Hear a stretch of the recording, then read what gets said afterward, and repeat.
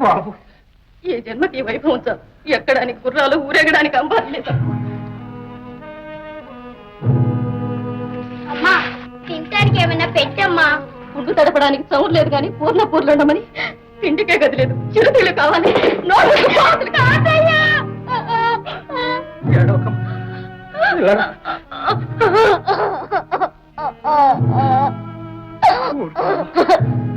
కొడుకుని కూతుర్ని సుఖపెట్టాలి, కోడల్ని కాలు కదపకుండా కూర్చోబెట్టాలి, మనవాళ్లకు మనవరాళ్లకు ఏ లోటు రానియకూడదని నీ తాత ఏవేవో బంగారు కళ్ళ కన్నాడు. ఈతను ఇలా కడ తెరిపోవలసింది. నీ తీరని కోరికలు తీర్చడానికైనా నీ తాతయ్య తిరిగి నీ కడుపును పుడతాడులే తల్లి. వెళ్ళాడుకోమ్మా.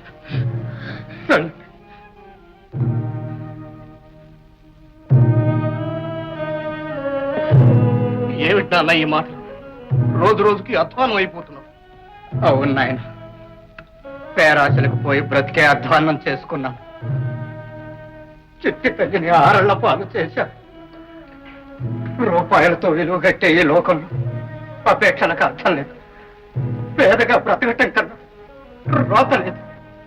ఎందుకు నాన్న అలా బేలపోతావు? అందాక వస్తే ఈ కొంపాగోడు తెగనమ్మైనా సరే మాట నిలబెట్టుకుంటాం. పరువు పోయిన తర్వాత ఈ ఆస్తి ఉండి ఉత్తరిస్తుందా? మావగారు, ఆయన చూస్తే అవిటి మనిషి, పెరిగే పిల్లలు. ఆ పని మాత్రం చేయకండి. రమా, ఏమిటే నీ పిచ్చి? కట్టుకున్న పెనిమిటే ఉద్ధరించలేనప్పుడు ఈ కొంప కొనరా తను తెల్లారుస్తుందా? ఇంతవరకు ఏది ఎలా జరిగినా నేను పట్టించుకోలేదు. పోయింది పోయినా నా పుట్టింటి వారిచ్చిన పసుపు కుంకుమాస్తైనా నా బిడ్డలకు మిగల్చండి. పరువు పోయిన తర్వాత ఇంకా నీ పసుపు కుంకుమ ఆస్తేమిటే? ఎవల రాత ఎలా ఉంటే అలా జరుగుతుంది. నాన్న, బాబు, తెగనమ్మండి.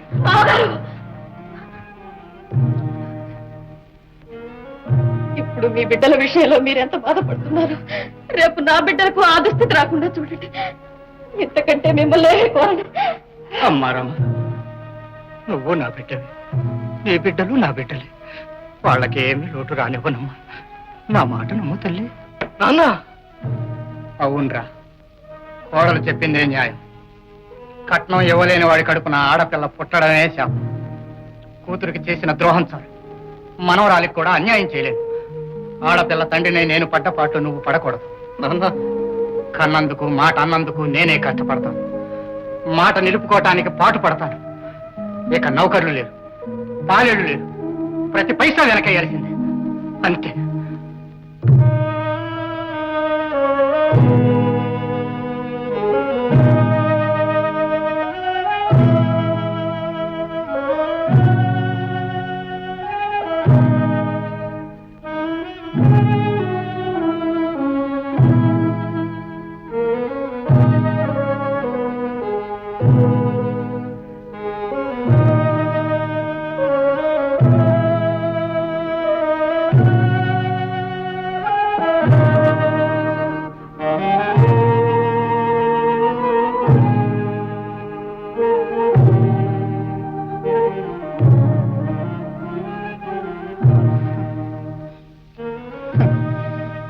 ఈ రుణాలు పోనలే తల్లి. కట్నం పట్టుకొస్తాను, పండక్కి తీసుకొచ్చి చీర సారె పెట్టుకుంటానమ్మా.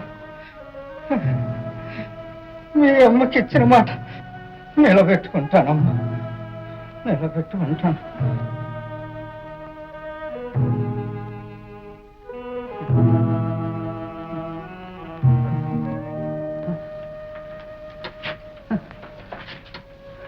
బాబాయ్, బాబాయ్ ఎలా ఉంది?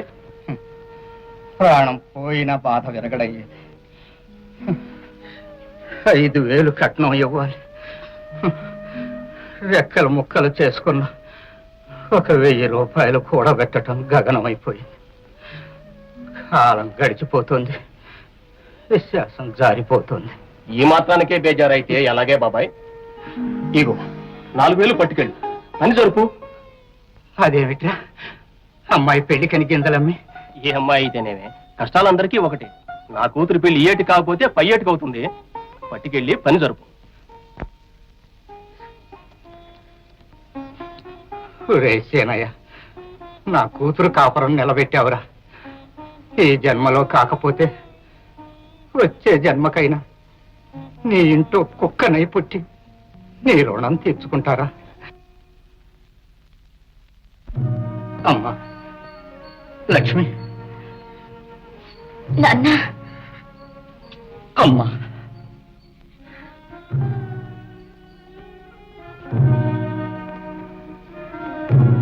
అమ్మా, అరచేతిలో పెట్టుకు పెంచిన ఆడపిల్ల ఈనాటికి ఇలా అయ్యబోతుంది. నా ఇంటి చాకరీ నేను చేసుకోకపోతే ఎవరు చేస్తారు నాన్న? అత్తింటి ఆదరణ కనిపిస్తూనే ఉంది. పోనీ ఆయనైనా అపేక్షగానే చూస్తారు నాన్న. అంతేలేం, అనవలసిన మాట అన్నా. ఓహో మామగారా, నమస్కారం. ఎన్నాళ్ళకు మా ఊరు దూరమైందా? ఊళ్ళు దూరమైనా అపేక్షలు దూరం అవుతాయా నాయన? ఏమోలేండి, అవి ఎలా ఉంటాయో మా అమ్మకు తెలియదు, నాకు నేర్పలేదు. పోనీ అల్లుడు పరాయివాడైనా అమ్మాయిని చూడడానికైనా రావచ్చుగా. మాతా రమ్. ఓహో, మళ్ళీ వేయించేశారే మహళా మర్యాదస్తులు. ఈనాటికైనా రాగలిగినందుకు ఆనందిస్తున్నాను. మీకేం మీరు ఆనందిస్తూనే ఉంటారు. అఘోరించే వాళ్ళు మేమేగా. మాతారం అఘోరించదు, దీని అంత నేను తెలుస్తాను. మామా, డబ్బు తెస్తే ఇటు, తాకపోతే అటు. తెచ్చావా? ఏదో నాయన 10 సార్లు అడిగించుకోవాలా? కలిసి రాక్కని సొమ్మిచ్చి పండక్కి తీసుకుపోదామనే వచ్చాను. మాతారం తెచ్చిన సొమ్ము గప్చెప్పుగా మాతారం చేతిలో ఉంచండి. ఇదిగో అక్కయ్య 5,000. 5,000? మాతారం అప్పుడు అనుకుంది అంతేగా. చిన్నాచోద్యమా, అప్పటికి ఇప్పటికి ఎంత ఖర్చిందిరా? అనుకున్న కట్నం ఆనాడే ఇస్తే ఈ పాటి పిల్లలు పెట్టదు. కొండ కొనుక్కున్నా ఈ పాటికి ఒక 7 పంట చేతికొచ్చిందిరా. అక్కయ్య, అల్లుడన్న తర్వాత ఎంతైనా ఇవ్వచ్చు, వడ్డీగానే ఇవ్వాలా? ఇవాళ అత్తే అవటానికే మాకేం నెత్తిన కిరీటం పెడుతున్నారా? ఏడుస్తే ఇవ్వకపోతే ఎగ్గొట్టపోయారు. ఆడపిల్ల సొమ్ము ఎగ్గొట్టే అప్రాచుండే అయితే మనవరాలకి పండక్కి పరికిణి గుడ్డైనా కొనుక్కుంటా. అప్పు చేసి ఈ సొమ్మంతా అలాగే తెస్తాను అక్కయ్య. మీరు ఎన్ని సతికినా వడ్డీ వదిలేదు లేదు. అది కూడా ఇస్తేనే పండగ మాట. అన్నయ్య నీ పిల్లల్ని అన్యాయం చేసి డబ్బు ఎందుకు తెచ్చావు? నా కోసం మీరు అప్పుల పాలైన నాశనం కావటం నేను భరించలేను. అమ్మా, నువ్వు ఈ డబ్బు ఇచ్చినా నాకు వచ్చి రాదు నాన్న. లక్ష్మి. ఊరుకో లక్ష్మి, బాబుగారు ఊరుకోండి. సబ్బు ముక్కలాగా అది ఎప్పుడో మా అమ్మ చేతిలో జారిపోయింది.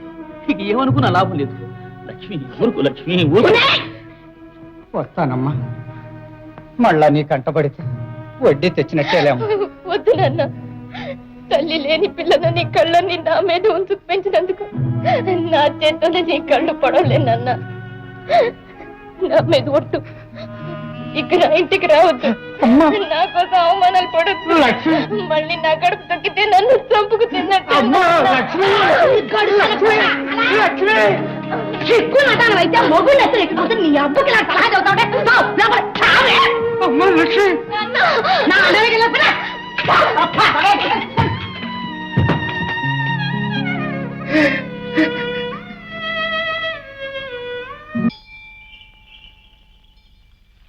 నీరు పల్లవెరుగు, నిజం దేవుడెరుగు. మన వాడి మధ్య ఏటవతల వినాయకుడి విగ్రహం వద్ద తారట్లాడుతున్నారట. వాళ్ళు ఏమైనా మనసు విరిచి మచ్చిక చేసుకున్నారేమో. పోనీలే, అంతేగా. నువ్వెన్నదే నిజమై నా కోడలు నా ఇంటికి వస్తే అదే 10,000. ఎవతే నీ కోడలు సిగ్గదరగా తీసుకురావడానికి వాడేవాడు. అసలు ఆ ఇంటికి సిగ్గు లేకుండా వీడు ఎలా పోతాడు? మహారాజులా పోతాడు. వాడి పెళ్ళాం దగ్గరికి వాడు పోవటం తప్పన్నదా? అలా నా వాడి కొడుకు అనిపించుకున్న తర్వాత ఆ తండ్రి పరువు మర్యాదలు కాపాడే బాధ్యత వాడికి లేదు. కన్నం అలా పూసుకుంది. ఇదిగో మళ్ళీ ఇంకోసారి కూతుకోసారి పళ్ళు రాలగొస్తాను. 600 అయినా సరే దీని సిగ్గదరగా ఆ ఇంటి మీద కాకి ఇంటి మీద వాడటానికి వీల్లేదు. అంతే బావ, అంతే. ఆ మాట మీద నిలబడు. పాడు చుట్ట నిలిచి కావటం లేదు. ఒప్పుగా అక్కడ ఎలా పడే బావా. ఈ కుమ్మరా అంతా ఇప్పుగా కడపనే వచ్చింది.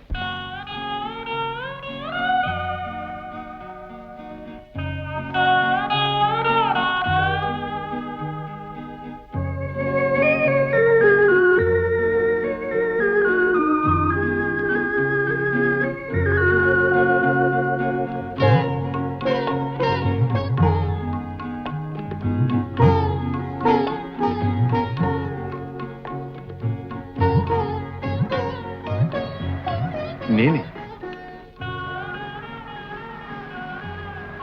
మీరని తెలుసు. ఎందుకు వచ్చానో కూడా తెలుసా?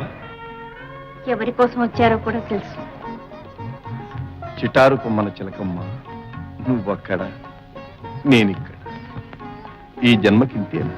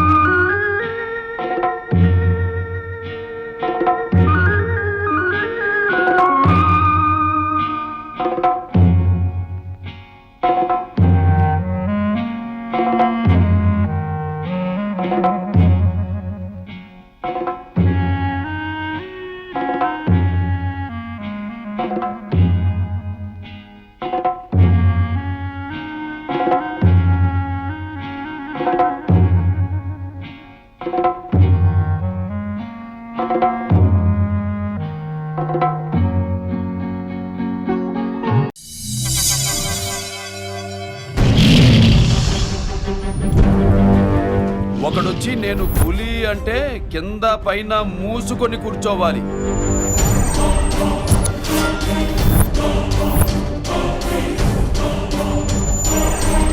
నేను చెయ్యి చాచినప్పుడే సెకండ్ ఇవ్వు. చనువిచ్చాడు కదా అని చక్కెరెక్కాలని చూస్తే చుట్టాను చూడ్డానికి కూడా స్కెల్టన్ మిగలదు.